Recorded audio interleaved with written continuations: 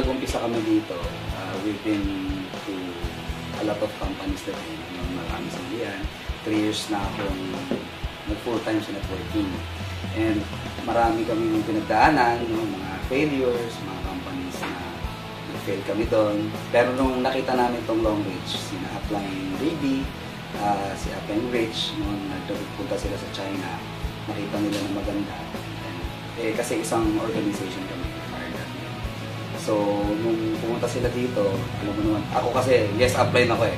So, pag nakita ng upline ko na maganda yung company, at pinakita niya sa amin, we started right away with the support of upline Alang Slim. Actually, mahirap kasi nag-start kami, walang product, nagde-demo kami sa hangin, madalas sa hangin lang. Tapos, we just cast visions sa mga tao na nakakausap namin. Nag-join naman, okay naman. At lahat na nag-stay ngayon, nandito na sa first year anniversary na. Nung nag-start kami sa Long Reach, wala akong doubt. Nung nakita namin to, tuloy-tuloy lang. Nakita ko maganda, nakita kong workable, because of the products and everything, opportunity na meron to start off.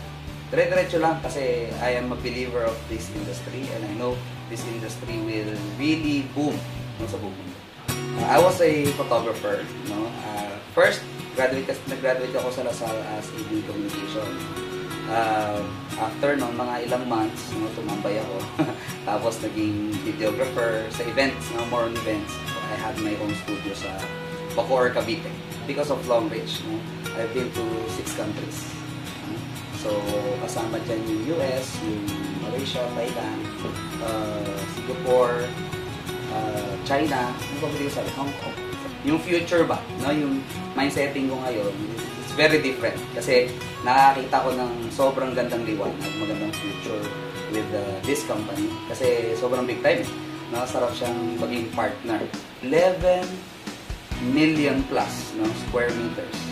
So kung yun lang ang bibilangin mo, napakalaki ng Long Reach. And amazing.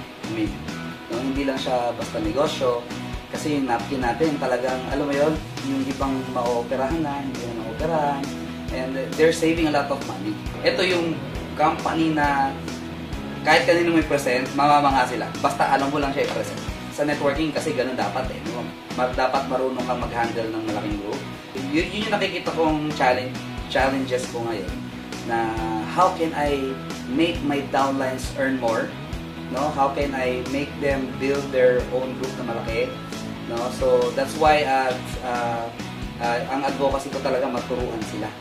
So by providing them the right trainings, by providing them the right tools. So yun yung medyo talagang pinagtatrabuhan ko. Ito yung pangarap ko. Kasi nung nag-start nga ako ng mag-full-time sa Long Reach, sa networking per se. Alam mo yun, we've been up and down. Nung nakita ko yung Long Reach, actually, sobrang, parang, salamat. Kasi, actually, umiyak na ako dun sa China, nung pinagsalita nila ako doon, with our chairman, Sushi Wei. Talagang naiyak ako kasi I'm very thankful, na sa wakas, nakita na namin, nakita na namin yung company na masasabi namin bahay namin.